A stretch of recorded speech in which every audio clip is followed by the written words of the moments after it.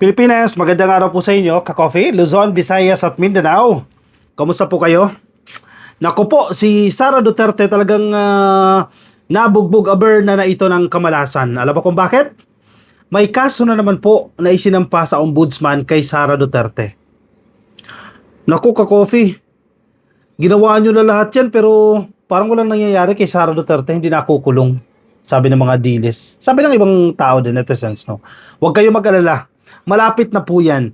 Bukod yan sa impeachment case na inaasahan natin, another case yan, isasampayan pag tumuntong na po ang Pebrero sa taong ito, 2026. Ngayong umaga, yan, good morning yan para sa kampo ni Sara Duterte.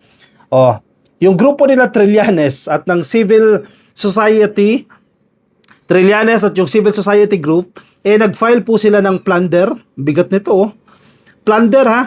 Ibig sabihin na series of irregularities ang mga pinaggagawa nitong pagdalakaw sa gobyerno, hindi lang isang beses, no?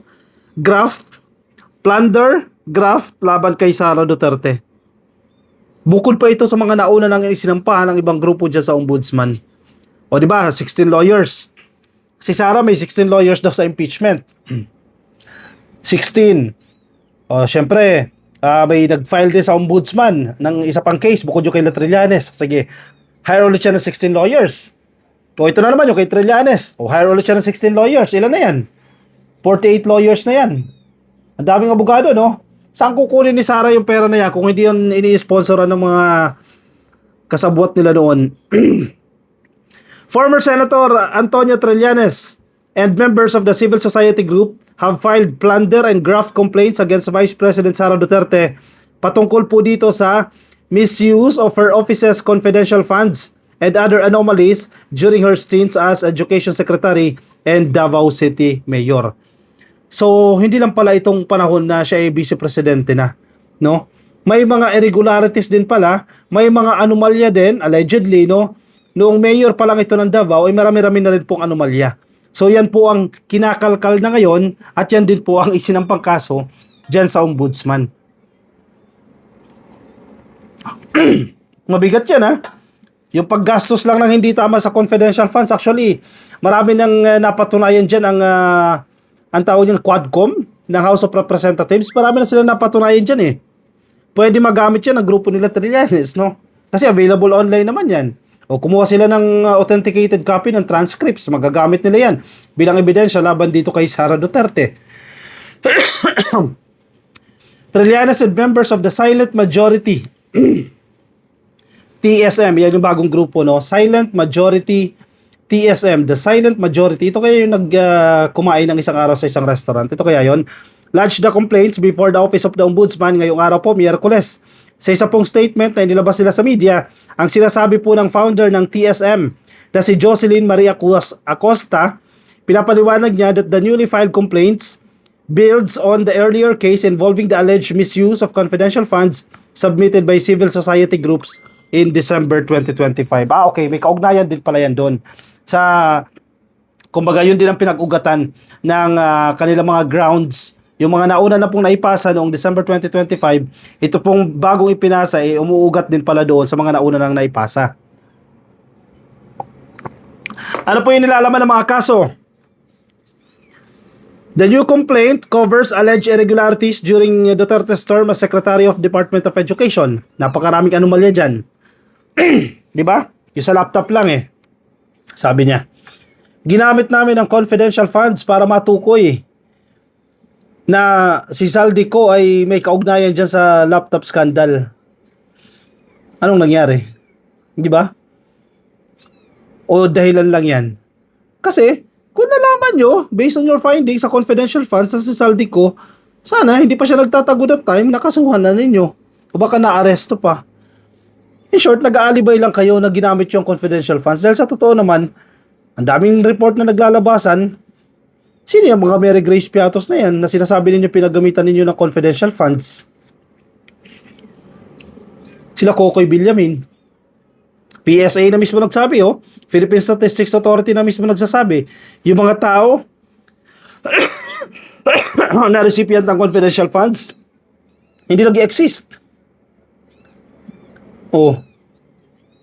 Suportado yung claims na hindi nyo ginamit yung confidential funds. Saan napunta ang confidential funds? Nakuha sa gobyerno, pero hindi nagamit. Kasi kung nagamit yan ng tama, may output sana. Di ba? May napakulong sana. Kahit hindi si Saldico, kahit yung maliliit na empleyado ng DepEd, sinasabi ninyo, ginamit yung confidential funds para matiyak yung maayos na implementation ng mga program. Asaan ang output? Wala naman output. Dapat may output yan, di ba? Wala eh. Yung mga recipients, wala rin output. Ipaliwanag nyo sa ombudsman yan. Nang siya po DepEd Secretary pa at Mayor po ng Davao, including claims that she received money from individuals linked to the illegal drug trade. Ito, mabigat-bigat din yan. Tumatanggap ng pera mula sa kalakalan ng droga. Si Trillanes pa, nating tulus yan. Hindi yan, wala sa posisyon ngayon yan. Kumbaga maraming time yan. At sirang-sira na yan kay Digong. So bakit ba ngayon pa ba siya hihinto? Na si Digong at that time nakaupo pa bilang presidente, binakbakan niya ng binakbakan si Duterte. Ngayon pa kaya na hindi si Digong ang nakaupo? Hindi talaga kayo tatantalan ni Trillanes niyan. The complaint alleged the large-scale misuse of public funds including 650 million confidential funds ng Office of the Vice President at ng 2.7 billion pesos confidential funds sa ilalim po ni Duterte. Ni Sara Duterte nung siya po ay mayor pa ng Davao. Ang laki nito, oh. 2.7 billion pesos. Biruin mo ha, mga taga Davao, oh. Ramdam nyo ba? 2.7 billion pesos in confidential funds nung siya po tumatayo pa bilang mayor. Napakarami siguro Mary Grace Piato sa nakatanggap niyan. O baka naman masaya kayo dyan sa Davao. Diba? Nakatanggap kayo lahat dyan ng confidential funds mula kay Sara Duterte. Or kung okay na sa inyo, sige, mukhang okay naman sa inyo dahil binoboto nyo siya lagi eh. Diba? Kasi kung hindi okay sa inyo, hindi nyo siya iboboto. Siguro sa iba. Pero iba hindi bumoboto, hindi okay sa kanila na ganyan. Biruin mo ha, sa Davao lang ha, mga taga Davao, if you are listening, 2.7 billion pesos ha, not million ha, bilyones ang confidential funds nung mayor pa lang siya sa Davao, allegedly, sabi ni Trillanes. Napakalaking halaga, di ba? It also flagged alleged irregularities in the 8 billion pesos laptop procurement. Diyan po sa DepEd, ito yung sinasabi ko sa inyo. Yung maanumalyang procurement ng laptop na hanggang ngayon problema pa rin ng DepEd. Actually, daming problema ang iniwas si Sara Duterte diyan sa DepEd. Along with the billions of pesos in audit disallowances and unliquidated cash advances under her watch. Dami ah. Paano niya lalampasan lahat ito? Audit disallowances, unliquidated cash advances. Ano ibig sabihin ng mga unliquidated cash advances? Halimbawa, nanghingi ka ng 1 million. Oh, tapos na yung project, tapos na yung activities, hindi mo pa naliliquidate. Hindi ka nakakapagpasa ng resibo o ng accomplishment report. Kasi requirement yan eh. Sa gobyerno, sige, nanghingi ka ng 1 million. May event kami bukas. O, binayaran mo na lahat ng mga suppliers. O, sige, sound system, o catering, binayaran mo na lahat. Siyempre, may mga resibo yan. So, kailangan mong i-report yan. Ililiquidate yan. Pero ang daming ganyang cases ng unliquidated. Ibig sabihin, hindi nakakapagpakita ng resibo doon sa mga cash advances. Ano yun? Regardless kung ginastos nyo ng tama o hindi, ang assumption ng tao dyan, hindi nyo ginastos ng tama. Nagigets nyo yung punto ko? Kasi i-justify nila dyan, hindi, ginamit namin sa project yan eh. Okay, ginamit nyo sa projects, din nasan yung resibo? Diba?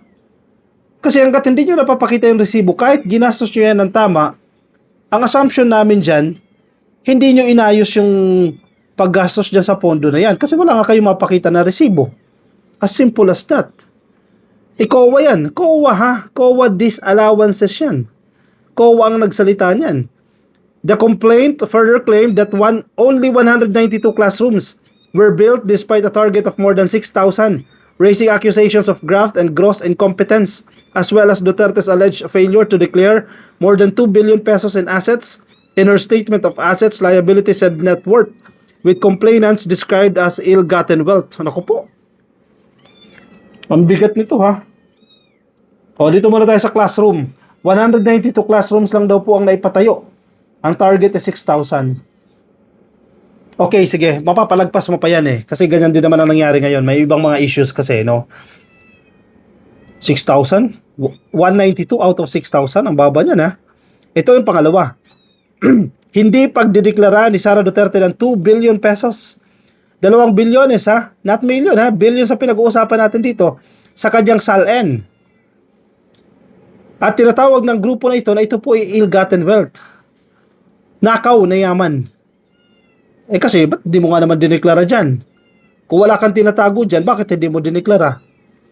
Naku po, magkakaalaman na yan kapag binuksan ang bank records. Yan, tatambaw. Tanto dyan, bubulagta o makikita mo ng harapan directly yung bilyones na pumasok sa kanyang bank account. Eh, mamalay mo, sa tatay dyan din daw pinapasok. Anyway, trabaho na nila Trillanes yan kung paano nila makukumbinse ang authorities na buksan itong mga bank accounts na ito. Additional allegations include bribery and corruption, citing claims that she received money from a drug personality while serving as mayor of Davao City, and she is unfit to hold public office and guilty of betrayal of public trust. Actually, pang-impeachment ito eh. Ito mga grounds na ito, pang-impeachment ito eh. We appeal to the Ombudsman to act decisively on these complaints. Vice President Duterte must immediately answer these crimes against the Filipino people. Exactly. Baka yan ay sinasabi ni yung sinasabi ni Harry Roque na talaga nadyadyaan si Boying Rimulya para papanagutin. Di ba? At ikulong itong si Sara Duterte. Malay mo, yan na yon. Good news yan. Tama yung sinasabi ni Boying dyan, ni Harry Roque dyan.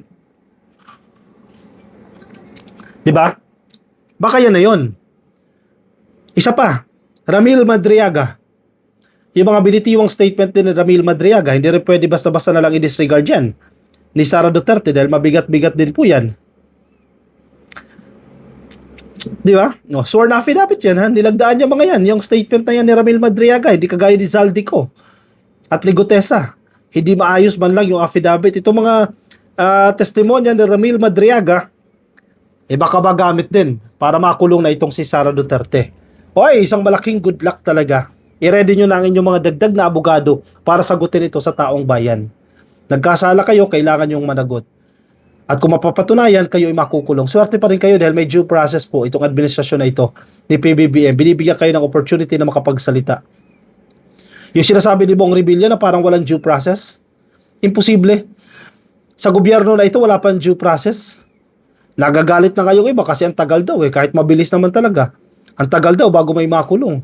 Kasi tinitiyak ng administrasyon na yung due process, kung ano yung karapatan, again karapatan ng accused, ibigay sa kanila yan. Kaya fake news yung sinasabi ni Bong Revilla na parang walang due process. Nagkataon lang talaga, sir, na ikaw ay pabalik-balik dyan sa kulungan.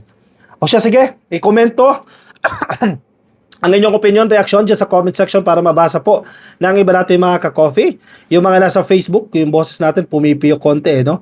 Baka di pa po kayo naka-follow sa ating Facebook page, please click lang po yung follow and like. Yung mga nasa YouTube, baka di pa po kayo naka-subscribe, click nyo na po yung subscribe. TikTok, subscribe na rin po kayo. I'll see you in the next video. Paalam po sa inyo, bye-bye.